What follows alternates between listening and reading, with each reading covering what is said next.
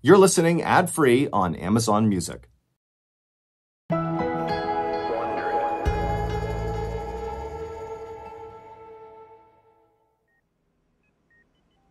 In October of 2004, a 15-year-old girl suddenly woke up in the middle of the night in a total panic. She didn't know where she was, and it was so dark in the room she couldn't see anything. And when she tried to move, she realized she couldn't. She was paralyzed. She tried to calm down and just listen for some sign of where she was or what was going on, but all she could hear were the unfamiliar sounds of machines beeping and whirring. Then the horror sunk in. She was locked inside of her own body, and she had no idea why.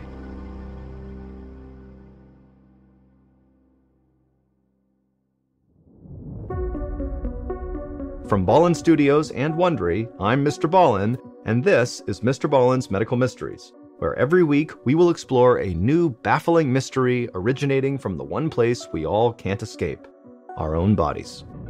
If you like today's story, please invite the follow button to an overnight paranormal investigation at an abandoned hospital, and after you get inside, tell them you need to use the bathroom, but just proceed to leave and lock all the doors.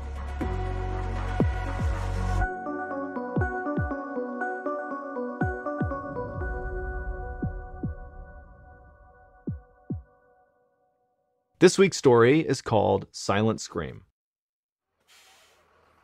On a Monday morning in October of 2004, 15-year-old Gina Giese rode the bus to school in Fond du Lac, Wisconsin, a suburb about an hour outside of Milwaukee. As the bus hit a pothole, she felt her stomach lurch. She'd had a stomachache all morning and barely touched the toast her mom handed her for breakfast. Normally, Gina would have taken any excuse to miss school on a Monday, but today was different. It was the start of homecoming week at St. Mary Springs High School, and she had been looking forward to it since the end of summer vacation. It was also her first year on the varsity volleyball team, which was a big deal for a sophomore. Gina didn't want to miss practice for the big game against their rival school, which was taking place that Thursday. As the bus pulled into the school parking lot, Gina convinced herself that she'd feel fine once she saw her friends and got to class. But the moment she stood up from her seat, she felt heavy and sluggish. It was like an invisible weight was trying to pull her through the floor. It took all her energy just to make it to English class. She spent the rest of the day fighting to keep her eyes open until it was finally time to go home. Later that night, while watching TV, Gina felt her arm start to tingle. She shook it, but the tingling wouldn't go away. Gina decided that she was probably just fighting off a flu bug, and so she just needed a good night's rest. And so she went to bed, and it didn't take long for her to fall into a deep sleep. But when she woke up the next morning, she didn't feel any better. In fact, as the week went by, Gina still just did not get any better. By Thursday, she was still exhausted and feeling achy. But today was the day of her big volleyball game, and Gina was not going to miss it. She dragged herself out of bed, but when she reached for her robe, her arm felt like it was made of lead. But she shook it off and took a deep breath, and then headed to the bathroom. A few hours later, Gina took her spot on the volleyball court. She felt a bit queasy, but she chalked it up to pregame nerves. The stands were full of supporters chanting and eager to cheer her team on. Once the game started, the opposing team served the ball over the net. One of Gina's teammates got underneath it, lobbing the ball towards Gina and setting her up for an easy play. All she had to do was spike it over the net. But as the ball got closer to her, her vision suddenly doubled. She was seeing two white volleyballs sailing toward her face. Gina blinked, unsure of which one to hit. She leaped up, swatting at the air, and her palm did make contact with the hard vinyl ball, and immediately a jolt of pain shot through her arm. But she didn't care, because she had done her job and returned the ball. The other team dove for it and missed. As the ball fell to the floor, the stands erupted. Gina had scored. She smiled and blinked a few times. A moment later, her double vision had cleared, and she breathed a sigh of relief. She was on a roll for the rest of the game. After the game, Gina went out with her teammates for some celebratory ice cream. By the time she got home, she had forgotten all about the double vision from the start of the game. Her arm was a little stiff from hitting so many balls, but she felt better.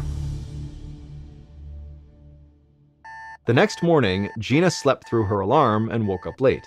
She tried to get up, but her entire body was so achy and stiff. Her forehead was hot, but her teeth were chattering, and she was thirsty. She desperately needed a glass of water. Gina swung her legs over the side of the bed, then lurched forward to stand up, and nearly fell over sideways. It wasn't that her body felt limp. It was like her joints were so stiff she couldn't move them, so she couldn't walk. She felt like a mechanical doll whose battery had run out. Gina fell back into bed and called her dad, John, for help. John ran upstairs and came over to help his daughter out of bed. Gina threw her arm around his shoulder, and he propped Gina up onto her feet. Then John walked her down the hallway to the bathroom. Even though he tried to look calm, Gina could see the fear in her father's eyes. She tried to thank him for helping, but it was like talking with a mouthful of peanut butter. Her brain knew the words, but her tongue just couldn't keep up. That's when her dad yelled out to her mom, Anne, and said to get Gina's pediatrician on the phone right away. Anne got an appointment and helped John get Gina into her jacket, and then they guided her out to the car. Gina could barely put one foot in front of the other. But on the way to the doctor, something even more frightening happened to Gina. Her left arm just started jerking uncontrollably, and so her mom held Gina's other hand, looking totally panicked and afraid. Gina's mind was so foggy she could barely process what was going on. Less than an hour later, Gina was at her pediatrician's office. The doctor put her through blood tests, a CT imaging scan, and an MRI. Once those were all done, they sent her to an examination room to wait for the results. Gina shivered as she sat on the thin paper stretched out over the doctor's examination table. Her arms still shook uncontrollably, and her parched mouth was filled with saliva. She had been drinking water, but nothing could quench her thirst. Eventually, there was a knock at the door, and Gina's doctor walked into the room. He had a calm demeanor, but Gina could see in his eyes that something was clearly wrong. He told Gina and her parents that there was clearly something going on to make Gina extremely sick, but he just didn't know what it was yet. Gina's blood work came back fine. The neurologist couldn't find anything on her CT scans either. Gina didn't understand what this all meant, but she was scared. She could feel drool leaking out the side of her mouth, but she couldn't muster enough energy to make it stop. The doctor handed Anne a tissue, and Gina felt her mother's hand gently wipe it away. The doctor said that Gina needed to see a specialist at a larger hospital in Milwaukee, 70 miles away, and she had to get there fast. Minutes later, Gina was loaded into the back of an ambulance. Her parents held her hand and promised they'd follow right behind. During the ride to the hospital, Gina felt dizzy, so she leaned her head back against the stretcher she was strapped to and closed her eyes. She hoped that this next doctor would have an answer and she'd feel better soon. Despite the sound of the blaring siren, Gina could barely keep her eyes open, and she quickly fell asleep. The next thing that Gina remembered was waking up in a stark white hospital room with fluorescent ceiling lights that hurt her eyes. A nurse came in to check Gina's blood pressure. She asked if Gina could stand up. Gina slid off the hospital bed, and for a moment, she stood perfectly still. Then her body started jerking violently. The nurse caught her before she fell to the ground and helped her into a wheelchair. When Gina sat down, her eyesight became blurry again. It was like she was looking at the nurse through a sheet of wax paper. But even still, Gina could make out the nurse's sympathetic expression. The nurse told Gina not to worry. The neurologists would have her test results soon. Dr. Rodney Willoughby was in his office when Gina's test results arrived a few minutes later. He read and reread the results a dozen times. He was the lead doctor on Gina's case, and he needed to be absolutely certain of what he was seeing. He'd been a doctor for over 20 years, but this was his first time encountering a case like this. And now he was about to deliver the most tragic diagnosis of his career. With a heavy heart, he left his office and walked into the small room where Gina's parents were waiting. Anne and John both stood to greet him, looking hopeful. Dr. Willoughby sighed and broke the news. Gina had contracted a fast-moving, fatal disease that killed almost 60,000 people every year. And while there was a vaccine, Gina was now too far gone for it to work. No one in recorded history had ever survived once this disease progressed this far. Dr. Willoughby told Gina's parents that over the next 24 to 48 hours, Gina's organs would fail and her heart would stop. At this point, the only thing they could do was keep her comfortable until she died. Judging from Anne and John's blank expressions, Dr. Willoughby could see that his horrific words had not sunk in yet. Then Anne collapsed into her husband, sobbing. John begged Dr. Willoughby for a solution. There had to be something they could do. But Dr. Willoughby just shook his head. There was no beating this disease. He stood with Gina's parents while they grieved, then gave them privacy to sit with their daughter. By this point, Gina was drifting in and out of consciousness. Dr. Willoughby could tell she wasn't coherent enough to understand what was happening to her. It was heartbreaking to know there was nothing he could do to help her. But throughout the afternoon, Dr. Willoughby was finding it harder and harder to accept Gina's fate. He called the CDC before he left the office. He knew the chances were slim, but he wanted to know if there was any new or promising research that could save Gina's life. They said no. But Dr. Willoughby was not satisfied, so he decided to do some digging of his own. Later that night, he pored over a stack of medical studies and published research. For hours, he flipped through page after page of the same grim findings, drinking coffee to keep himself awake.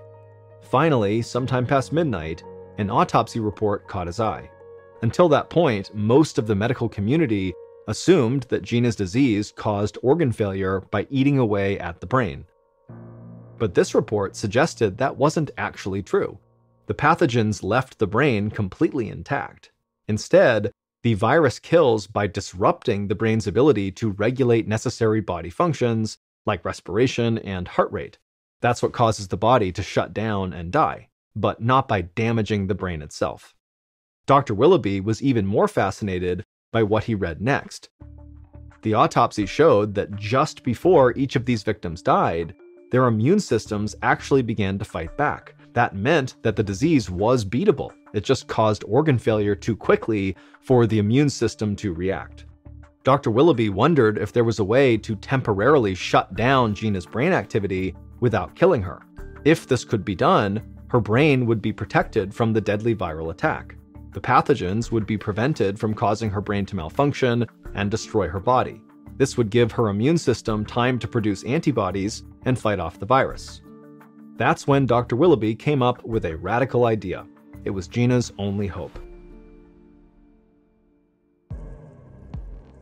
Gina's mother, Anne, was filled with dread as she and her husband walked into Dr. Willoughby's office the next morning. She was expecting a discussion on how to prepare for Gina's death. But when they sat down in front of the pediatrician, he told them about the shocking information he'd found the night before.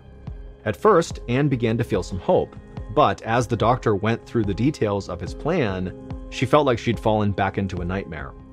After the doctor was done explaining his radical plan, Anne just stared at him in disbelief.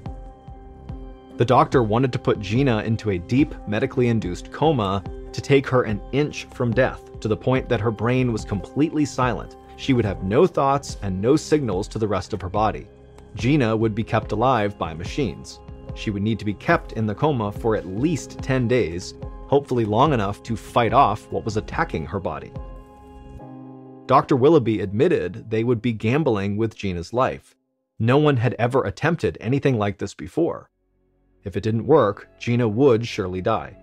And even if the doctor's plan worked, and Gina's body managed to fight off the disease, there was no guarantee that she would even wake up from the medically induced coma. Her brain might never be able to regain its proper functions, and she would be left in a vegetative state dependent on machines to keep her alive for the rest of her life. The thought of that sent a shiver down Anne's spine, but if they wanted to save her daughter's life, this was their only option. Anne looked to John, and he nodded. And so, with all the courage she could muster, Anne gave Dr. Willoughby the go-ahead.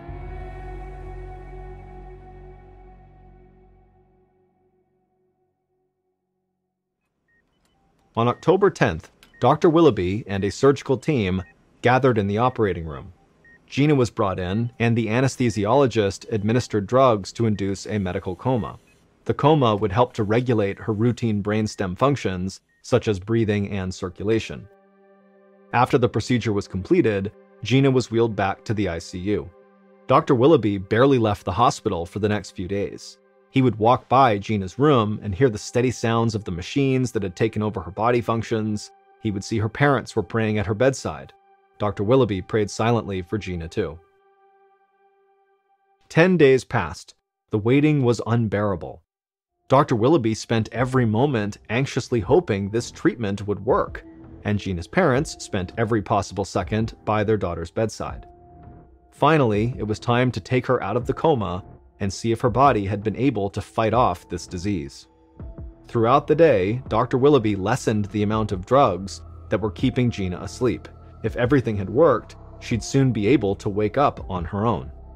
But as the hours ticked by, the monitor tracking her brain activity was still a flat line. This was a bad sign. If the monitor didn't start showing something soon, Gina might never wake up. When Dr. Willoughby came into work early the next morning, he ran to Gina's room and checked her brain activity monitor again. The screen showed a flat line with the tiniest blips of movement on it. That meant Gina's brain was working. Dr. Willoughby breathed a sigh of relief. He couldn't believe that his plan might actually work. But Gina still had not actually woken up from the coma. When Anne and John arrived at the hospital later that morning, Dr. Willoughby led them over to Gina's bedside. He positioned Anne right over Gina's face. Then he opened Gina's eyes with a speculum, which is a tool eye doctors typically use to keep patients from blinking. Dr. Willoughby watched Gina's pupils flood with light, going big as saucers. Then they started to move. Gina was awake. Dr. Willoughby could see her eyes darting from right to left, looking all around the room, and then finally her eyes settled on her mother's face. Gina's pupils went wide with recognition, and Dr. Willoughby knew she had recognized her mom. Anne realized it too. She flashed Dr. Willoughby a grateful smile, her eyes welling with tears, and Dr. Willoughby breathed a huge sigh of relief. He took out his reflex hammer and tapped Gina's knee. But to his surprise, she didn't flinch. He tried again, but there still was no reaction. Dr. Willoughby's stomach turned. Even if Gina was still groggy, her body should have naturally had a reflex. He tried to keep a neutral expression, but he knew Anne and John could tell something was wrong. He didn't know how to tell them that Gina was awake, but physically she was paralyzed. She was literally locked inside of her body. The condition is actually called being, quote, locked in, and it's a rare disorder of the nervous system. People with locked-in syndrome are paralyzed except for the muscles that control eye movement. They're conscious and can think and reason. They can hear and see, but they can't move or speak, and they can't chew, swallow, or breathe on their own. And there was nothing Dr. Willoughby could do to help Gina. Their only hope was to wait and see if anything changed.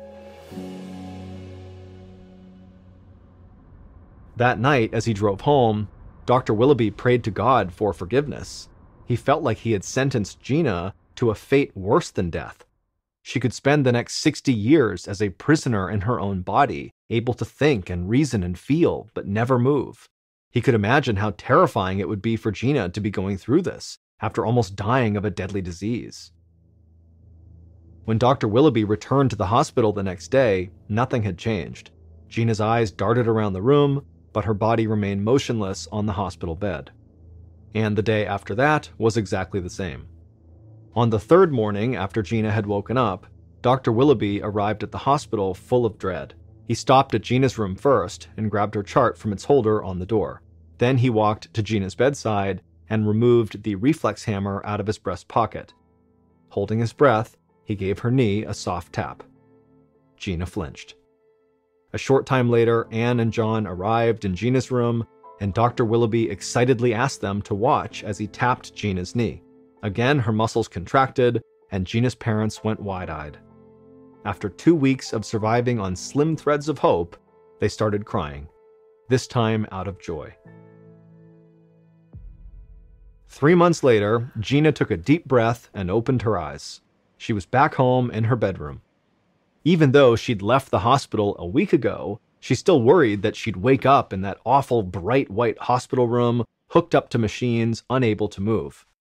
Coming out of the coma had felt like being underwater. She could hear the muffled voices of people she knew and see the blurry outlines of their faces. But it wasn't until Dr. Willoughby pried her eyes open that she finally broke through the surface. It had taken days for the feeling to return to her body. First, she was able to flutter her eyelids. Then she was able to twitch her fingers. Eventually, she could feel her mother holding her hand. But even as the world began to snap into focus, Gina just couldn't move very well on her own, and even though she understood what others were saying to her, she couldn't speak back.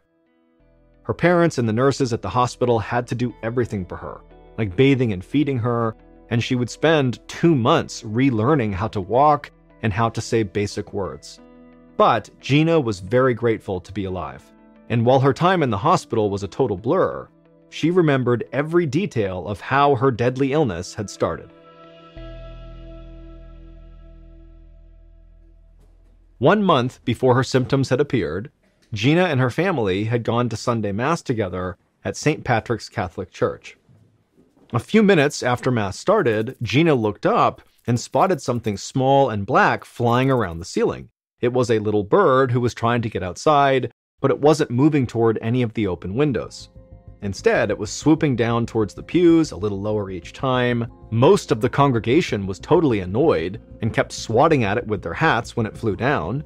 Then the bird grazed an usher who managed to knock it out of the air with a collection basket, and it fell to the floor and appeared stunned.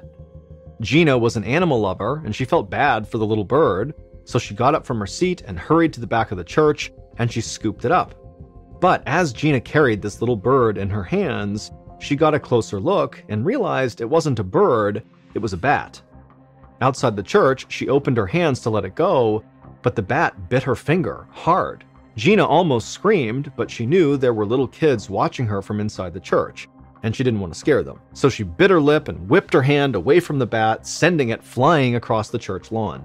Gina watched as the bat flew away and then cradled her finger.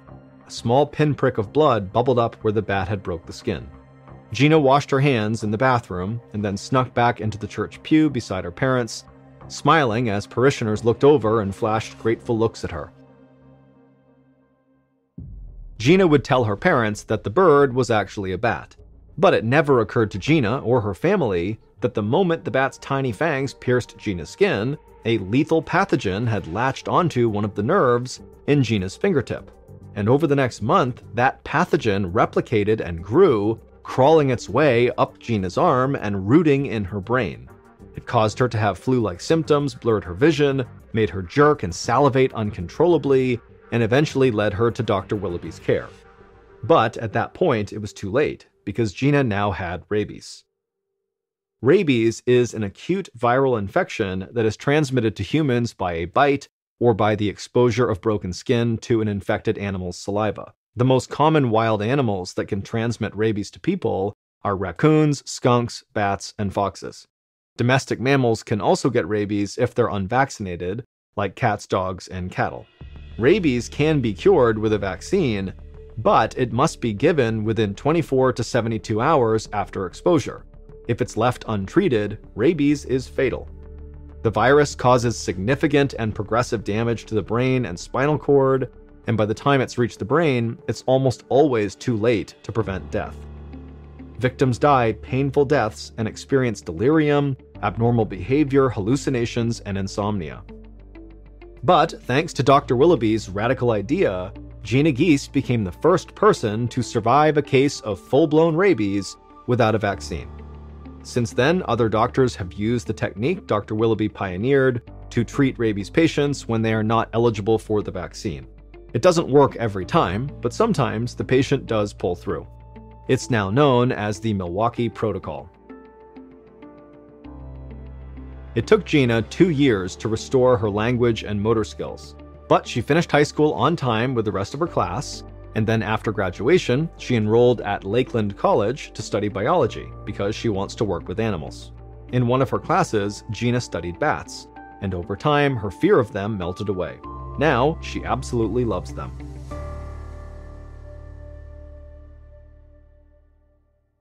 Some call this location the most paranormal location on the planet. Others call this whole thing just a big hoax. But what is undeniably true, and frankly what makes this case so much more interesting, is that unlike the vast majority of paranormal stories and claims, this case was put to an enormous amount of scientific scrutiny. In fact, there was a decade-long study done on this case, where PhDs and scientists converged on this one location and basically around the clock studied all these claims of the paranormal that was happening in the area. And after a decade of research, the findings are pretty mind-blowing. And the case that I'm referring to is none other than the very famous Skinwalker Ranch. So the too long didn't read version of this story is you have a family that purchases a ranch out in Utah, and as soon as they move in, they start noticing some pretty bizarre things around their property. Everything from, some of their livestock going missing or being harmed. They have strange sightings in the woods of creatures and lights in the sky. They eventually report it to the news, and that news story gets picked up by a couple of other outlets, and a billionaire who is obsessed with researching the paranormal sees this story. He buys the property and installs an entire team of scientists and researchers to basically try to figure out what was happening at this ranch. And they spend 10 years studying this ranch. The outcome is, well, turns out some strange things really were happening there. Before we get started, if this type of content appeals to you, the kind of strange, dark, mysterious content delivered in a story format, well, if that appeals to you, that's what my channel's all about. And I post 3 to 4 times a week. So if you would, if that appeals to you, please gently ransack the like button and then turn on all notifications so you can get all of my content every time I upload every week. All right, on with the story. In the northeastern corner of Utah lies a 500-acre plot of land, it's all desert, where a ranch sits, and that is Skinwalker Ranch. It was built in the late 1800s, early 1900s, and it was actually built on a piece of land that had apparently been cursed.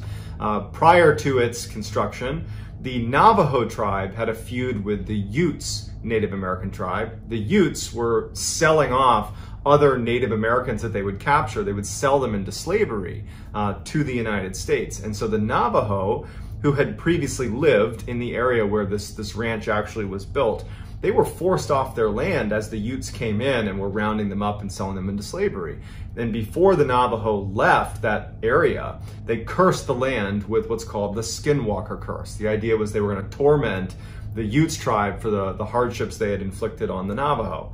The Skinwalker curse, legend has it, is this curse where these witches descend on the area and take the form or wear the skin of various predatory animals in the area, namely large wolves and foxes.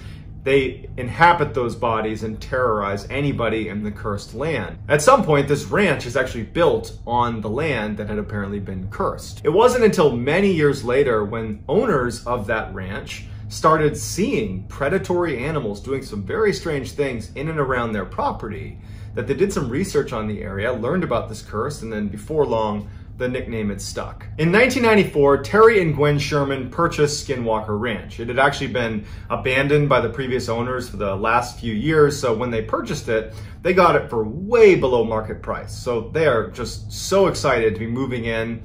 They breed cattle, and so they had 500 acres to let their cattle free roam. It was like the dream purchase for this family. And so when they finally do move in, like the day they move in, they don't really care that the grass is overgrown. It looks like things are kind of in disrepair. And in fact, when they go into the homestead, like the actual house on the property, they were so excited about everything that they kind of overlooked some of the strange things that they immediately noticed about the property. They go inside and every window has a deadbolt on it. The inside and outside of every door in the house, not just the doors leading outside, doors leading between rooms had locks, the front and back side.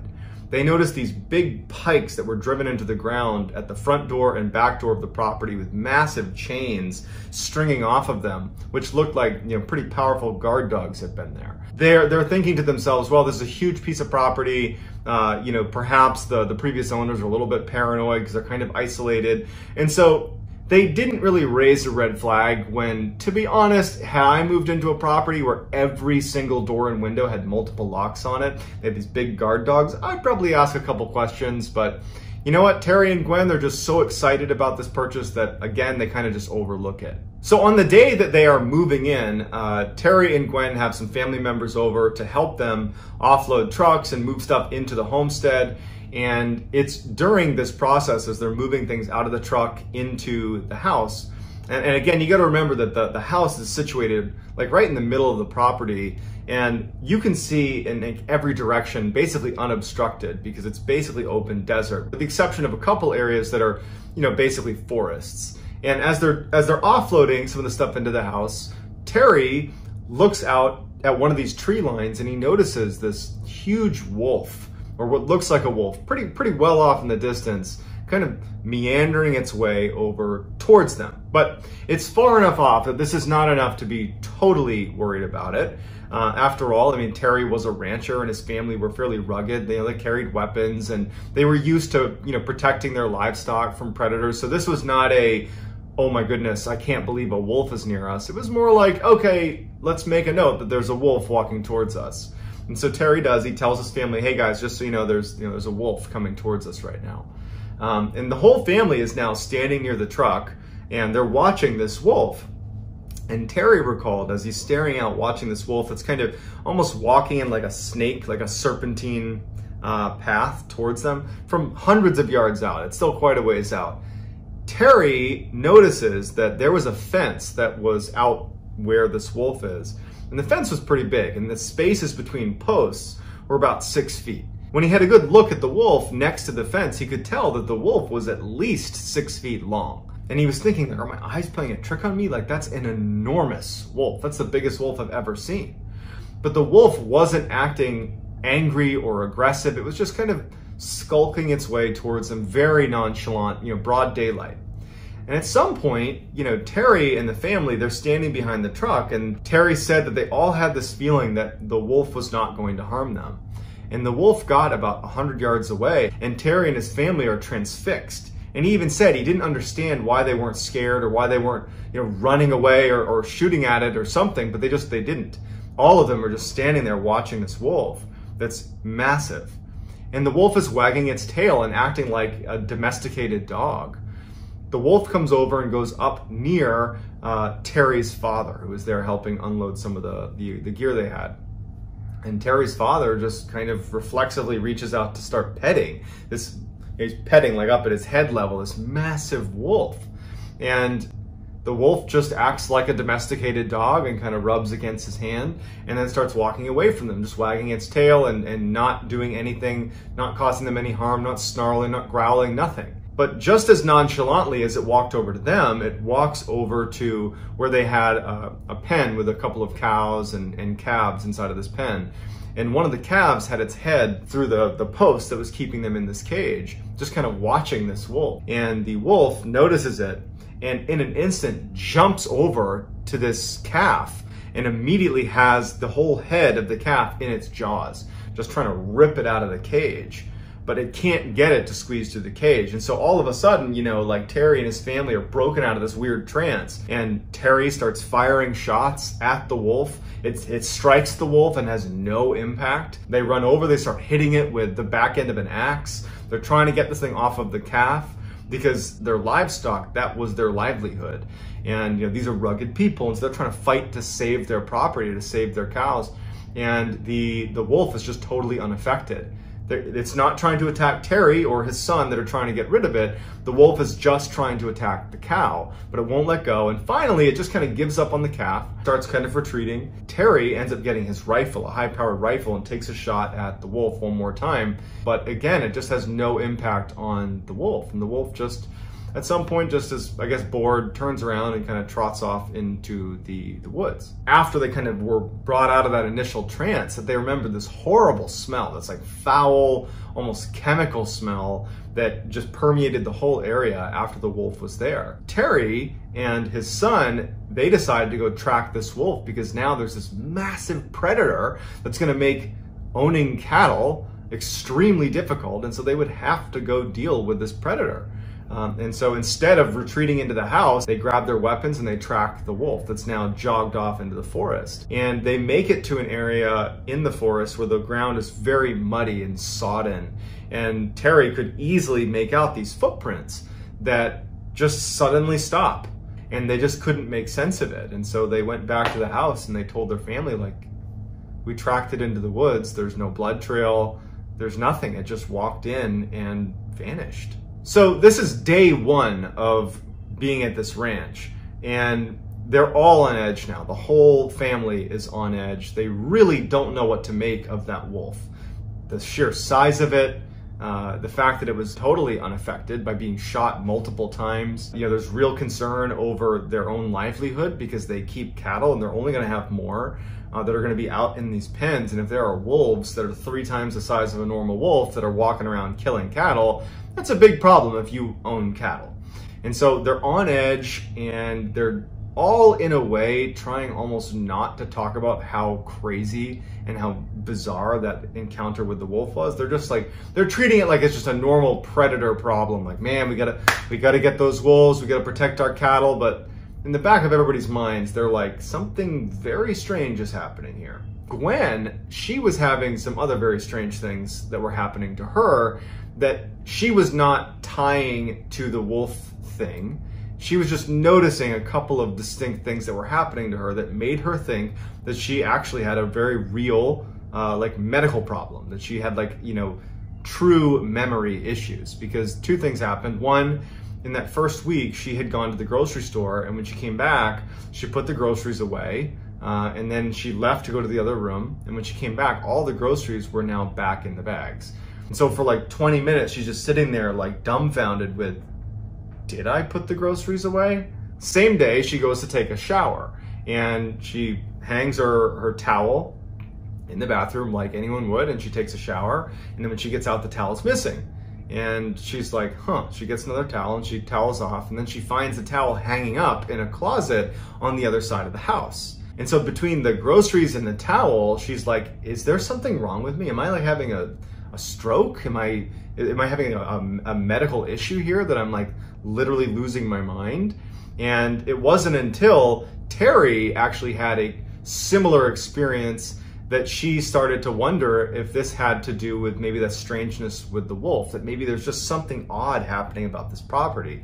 And it was Terry, in that first week, he had been digging holes for a new fence. And he had this big fence digging tool. It was about 70 pounds that he was using to dig the holes for the fence. And so he had taken a break after making a bunch of posts for this fence, he took a break, left his fence digging tool, you know, at the last place he had dug a post, and he went in to grab a bite to eat, came back out, and his fence digger is missing. And initially he just goes into the house and he's like, hey, you know, to his wife, to his kids, like, did you guys move my fence digger? Like, do you know what happened to it? Like, where is it? It's not out there. And they're like, no, we've been in the house the whole time. I have no idea. And so they couldn't find it. And a week goes by, and he's out patrolling his property looking for wolves. And in the tree, like well away from where he had been digging the post before, in the tree, his fence digging tool that's 70 pounds is like 70 feet in the air, strung up in this tree. So Terry comes back to the house and he tells his family about the fence digging tool being in the tree. And that's when Gwen tells Terry about her experiences with the groceries going back in the bag and a towel being moved around the house. And everybody in the family starts to really start being scared. We can't explain what's happening on this property, and we're very isolated. And what's the deal with all these locks on all the doors? I mean, they're starting to feel really concerned. Following the fence digging tool being found, Terry started to notice lights on his property. Initially, because this was the first couple of weeks they're there, he would see lights way at the far end of his property that looked like headlights, and he would think someone must have made a wrong turn that wound up on my property, and we were kind of out in the middle of nowhere, and they'll just leave. And so when he first started seeing these lights, that's what he assumed it was, just people making a wrong turn. But he started to see it so often that he wondered if people were illegally hunting on his property. And so one night he sees these lights on his property and he goes out to investigate. In fact, he's angry. You know, he's had all these strange things happen. His family's on edge, you know, and now he's mad and he's going to take it out on this person who's illegally hunting on his property. And he starts charging out to these lights, and he starts getting closer and closer, and he starts to realize it's not making any sound. If this was like a truck, it's not making any sound. And we're in an area where I could totally hear that if it was a vehicle, and he can't hear anything. And as he gets closer and closer, the lights start retreating from him without making a sound, and then float up into the sky and disappear. And Terry's like, what is going on here? The winter rolls around, and it's a particularly brutal winter. And one night he couldn't account for one of his cows, and so he's out looking for this one stray cow, and he searches his whole property, and there's only one area that he hasn't searched, and it's that forest where that giant wolf had disappeared after marching in there, and they tracked it in there.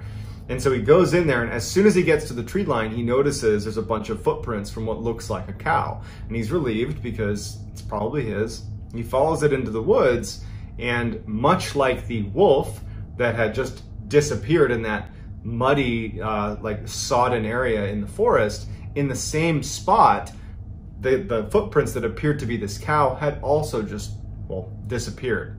And then over the course of the remainder of the winter, that would happen 4 more times. The animals would run away and just disappear without a trace. By the end of the winter, after all these animals have just mysteriously disappeared, Terry and his family, but Terry in particular, has really gone into full paranoia mode. He, at night, would just like stalk his own property, like hiding behind bushes with his weapon, and like hope to see what was taking his cattle. And so one night, as he's doing another fruitless search around his property, he catches out of his periphery what looks like a kind of mass of something moving around in the trees near his property. And at this point, he was kind of obscured by some shrubs and some plants. And so he kind of crouched down and looked out at the tree line. And he sees in the tree line this like strange shape kind of moving about inside of the trees. And he would describe the mass as looking almost like a stealth fighter jet, but really small. And it was making no sound, and it was hovering about 20 feet off the ground. And he's crouched down, not making a sound, watching it. And it's just kind of like moving around the tree line. And it has these lights that looks to be kind of scanning the ground. And it's just kind of moving around. It's shining these lights, these multicolored lights in the ground. And Terry moves a tiny bit to get a better angle on this thing. And he makes the tiniest of noises against the brush, just like a tiny little, barely audible sound. And this mass that's pretty far away, the lights immediately turn off, and it angles itself so it's facing directly at Terry. And Terry can feel it right away that it's heard this tiny little sound he's made, and now it's staring directly at Terry. And Terry's like terrified, and he's looking at this thing wondering like, oh my God, like, is it gonna come take me? Like, what is this? Is this the thing that's been taking my livestock? And he's terrified, and he's staring at it, and it just flies away. By the spring of 1995, things have gotten really, really bad for Terry and his family. Now, not only are they losing livestock inexplicably, but they're showing up. The actual cows themselves are showing up back on their property, hours or days later, just kind of in random locations on the property, and they look like they've had surgery done, like precision cuts, and pieces of them are missing. And in addition, some very strange things are happening at the house. At night, they would see these entities walking around their property, these humanoid, they described them as having no expression, just walking around their property. And sometimes they would walk right up to the glass, put their hands on the glass and look in, but there was no face. And like Terry and his family, they had blinds down, and they would use the deadbolts on every single door and window, but they could hear them rapping at the glass, and they could hear them communicating in a language they didn't understand right outside of their house. And this became so regular that it was almost impossible to sleep. Terry's kids started performing very poorly in school because they weren't sleeping. Terry's wife, Gwen, she lost her job at the bank because she wasn't sleeping, and she was like delusional. They were all just at an absolute breaking point. Terry is now feeling totally disheartened. One night he's sitting on his porch with his rifle, and he notices out on the horizon a new phenomenon. He was used to seeing the lights on his property that would be off in the distance that would disappear, and he had previously seen that kind of like fighter jet thing that was scanning the area. Like, those were two types of lights he would see, but there was a new light he saw as he's sitting on his porch.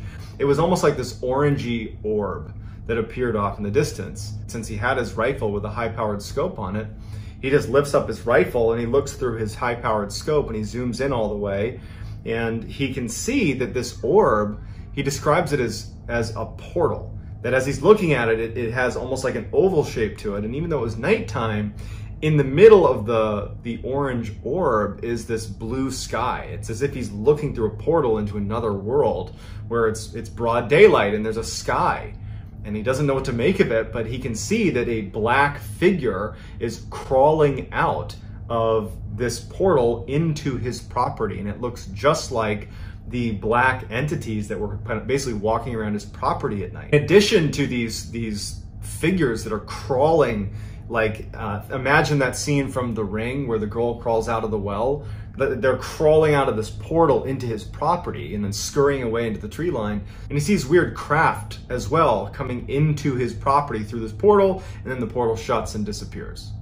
Following this night with the orange portal, Terry started to notice blue orbs that he and his family would say were the worst and most terrifying thing of all of the things they experienced. And considering they had tall, featureless black humanoids peering in their windows and rapping on their windows, that's saying something, okay? So a blue orb started showing up on their property.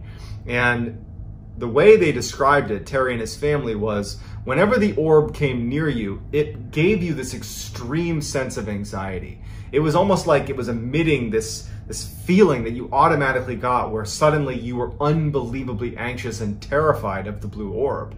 And then as soon as it left, you would, not be anxious anymore. And so one night he's sitting on his porch like he had begun doing, and he sees this orb show up on his property. And his 3 dogs are sitting with him that see the orb, and they start growling and barking. And so he lets his dogs go, thinking that maybe they can scare this thing off. And the dogs take off running towards this blue orb. And they chase it, and you can see the orb, Terry can see the orb that starts to kind of retreat. And he's thinking, oh my goodness, I finally won something. My attack dogs are gonna scare this orb away. And they chase off into the woods, and he sees this thing, the blue orb, retreat into the woods. And then when he's thinking again that finally a little victory for us, he hears his dogs yelping. And he's too terrified to go check it out. And so he ends up going inside and locking the doors, locking the windows like they had been, and just kind of retreating. So the next day, when the dogs haven't returned, Terry and his son, they go out looking for the dogs in the forest. And when they get out there, they get to a clearing and they find 3 stacks of ashes in like little burned out circles, as if there had been a fire previously in these 3 little spots. And it turned out it was the ashes of his 3 dogs that had gone into the woods. They had just been vaporized. Terry decides that it's time to leave, and he wants to sell the ranch. And so he puts the property up for sale and goes to a local news outlet, and he tells them about what's happening on his property. And as fate would have it, a billionaire by the name of Robert Bigelow, who had invested millions of dollars in standing up this scientific research team, this all-star team of PhDs, specifically to research what he described as high strangeness, which really is just paranormal.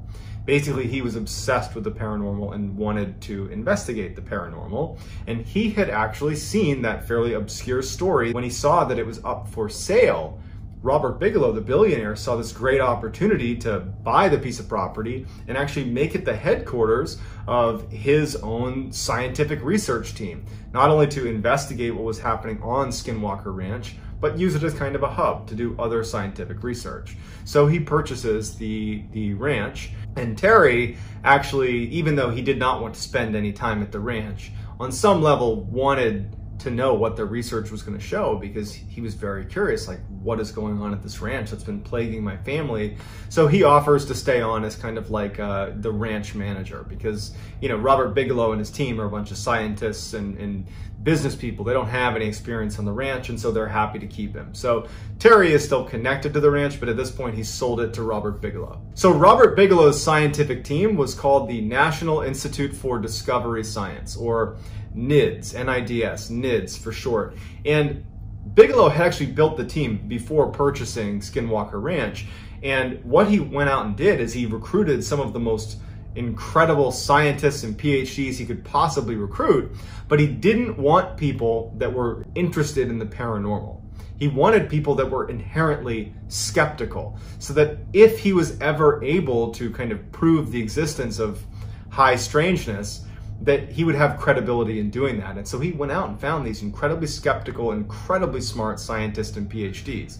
And so they move into Skinwalker Ranch, and the first thing they do is they need to start doing testing to make sure that this whole, all the stories about Skinwalker Ranch coming from Terry and his family were not just some grand illusion by the family, that, you know, they could have just made it up. And so they get in there and they start running these tests. So that first year, as they're running these tests, which are largely things like, okay, let's check the environment and see if there aren't any, you know, plants that are giving off spores that could be hallucinogenic that they're breathing in. Let's check their water supply and make sure there wasn't something happening in their water supply. Let's do psychological assessments of the family. Let's ask neighbors. Let's do all of our diligence to make sure it's not something environmental or psychological. And over that first year, while they're doing this research, there isn't much activity at the ranch, save a couple of instances where there were some strange lights. So that first year is fairly uneventful, but what's important is that the NIDS researchers come to a conclusion that this did not seem like a hallucination. This did not seem like a something coming from, you know, a plant or water supply. This seemed like the Terry and his family were really experiencing something odd. They just didn't know what it was. One day, Terry and actually Gwen, who was helping him, were tagging some of the new calves, the new cows that had been born, putting these little tags in their ears. And so Gwen was there helping. And so Terry and Gwen, they tagged this new calf, put a yellow tag in its ear, and they move on and they're tagging other animals. And so for about 40 minutes, their eyes and their attention are not focused on this one calf or that one area of the ranch. They're tagging other animals, and then their dog that was with them starts growling and reacting in the direction of where this calf had been. And so Terry and Gwen turn around and they look and they don't see anything, and they start walking over. They find the calf that they had tagged about 40 minutes ago has been basically surgically dissected, and all that's left are its legs and its head. And in addition, the ear where that tag was had been removed. And so they immediately call over the NIDS researchers. So the NIDS veterinarian comes over and looks at the scene and just can't make sense of it, because the incisions on the calf were so well done that it looked like someone with real surgical expertise had done this on an operating table. There was no sign that this was done by a predator, and there was no blood anywhere. So this prompts a massive search of the property, because in many ways, this is what the NIDS researchers are looking for, are real occurrences of something that is highly strange that they can go investigate. And so all of the researchers and everybody there begins searching the property for whoever was responsible for this dissection of the cow. And they start searching the property, and the dogs, they had all these guard dogs that were kept at each of these observation posts that they had set up around the ranch as soon as the NIDS team had moved in. They were all looking in the same direction, all four of these four observation posts, and they're all cowering in the back of their cages, all looking in the same direction. And so they start making their way towards the tree line where all these dogs are looking, and they stop short when Terry says, "I see something in the tree." So they stop their car and they're looking, and in the tree is this massive wolf, this like wolf-like humanoid that's basically perched on a tree limb. And Terry takes out his rifle and he aims at the creature up in the tree, this huge creature, and everybody sees it. All the NIDS researchers are looking at this creature and they're like, "Oh my God, what is that?" Terry starts firing at this thing and it just disappears into the woods. And so the team charges into the woods, they fan out, and they pick up a couple of tracks of this huge thing that has like this massive footprint with these huge claws. But much like the wolf that had disappeared and the cattle that had suddenly disappeared when they went into the woods, they couldn't find any traces of this thing. But they did smell this horrible stench that Terry remembered smelling. It stuck with him that first day when that large wolf had come over on the very first day they were moving in. It was that same smell, but they couldn't find this huge animal. So dumbfounded, the NIDS researchers just go back to the property and no one can make sense of it. And you know, they have the footprint and they have their own eyewitness testimony, but like they couldn't make sense of how something that big could just get away. And so over the following month, they're like searching the property and they're looking for any more signs of this huge creature or anything.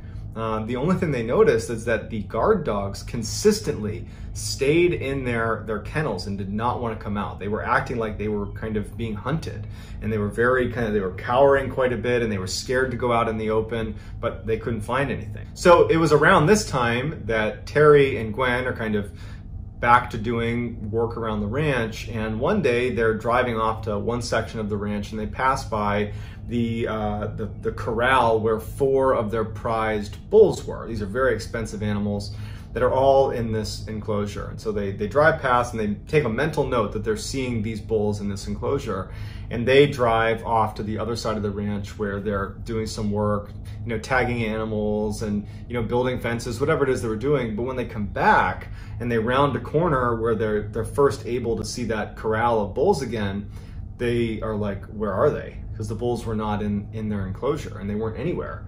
And so they're panicked because these are very expensive animals, and they run over, and Terry sees that the gates to the corral are still locked, but there's no bulls in there. There's no sign of a struggle or anything.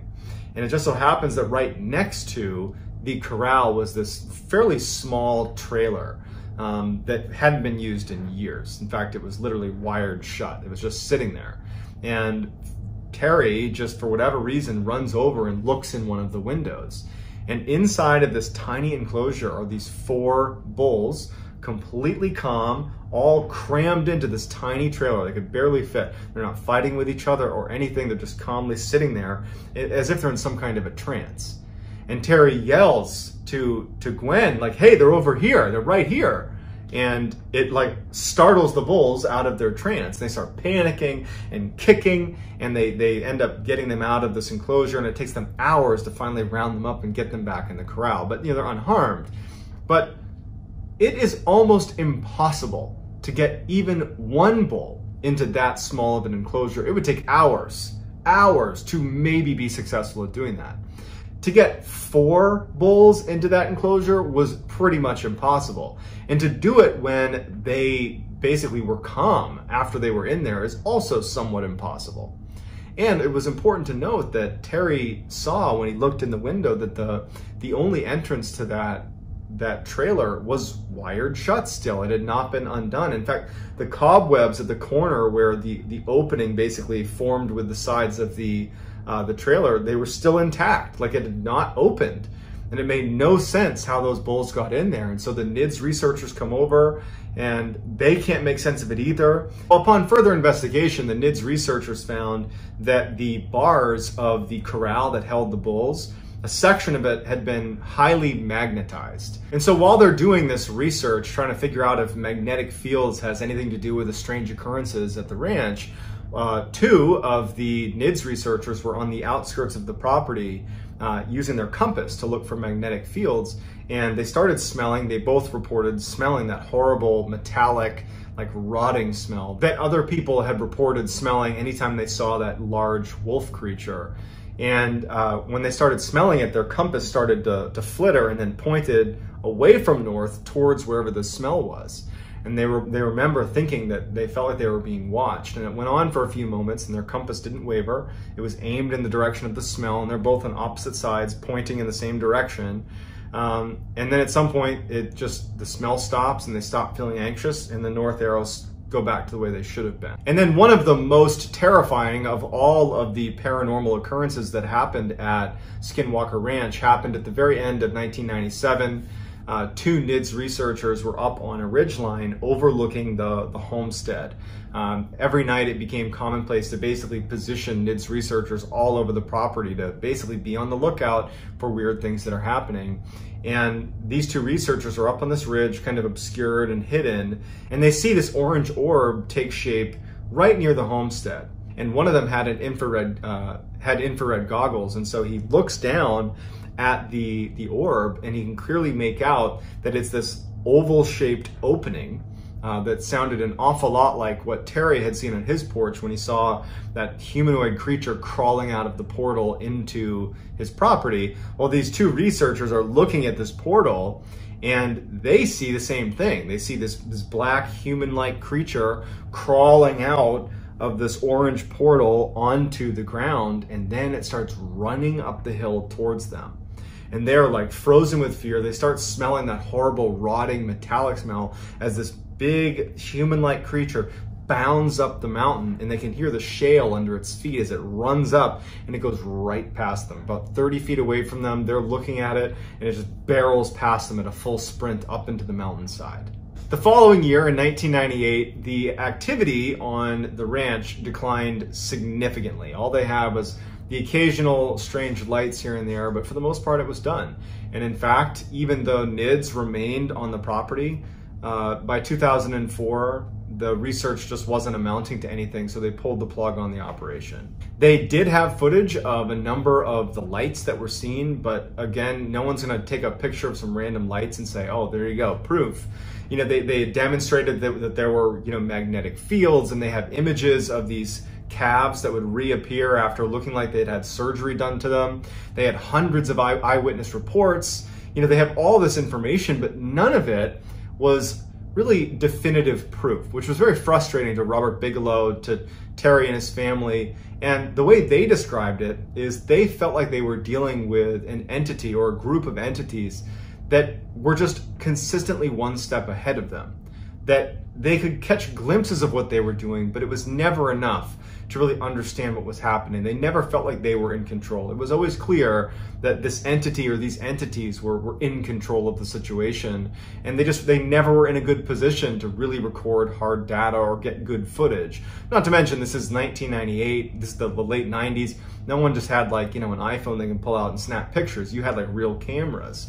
And so the best they could do was some pictures of light and some of the animals that had been mutilated. There's been numerous books put together by some of the people that were a part of this NIDS research team, and to this day they believe that what they saw was a result of some paranormal activity. And to this day, many people believe that this is one of the most credible instances.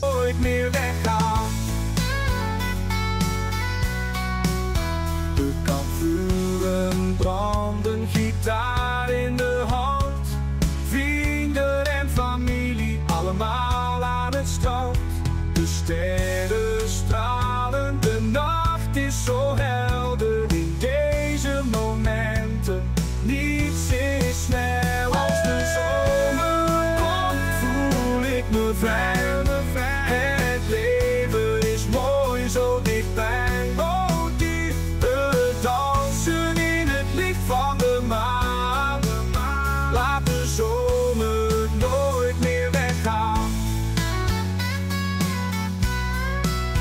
De zon zakt weg, de lucht wordt